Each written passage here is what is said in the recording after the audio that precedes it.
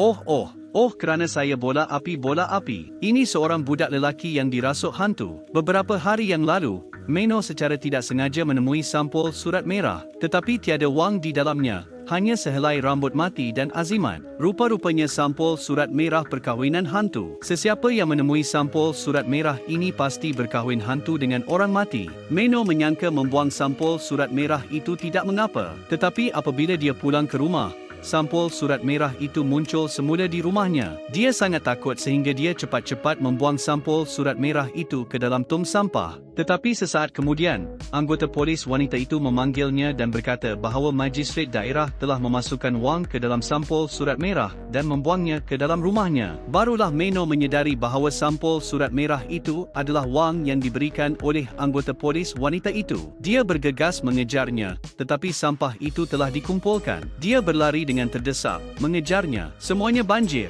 Ya Tuhan, semuanya banjir. Ya Tuhan, awak hilang.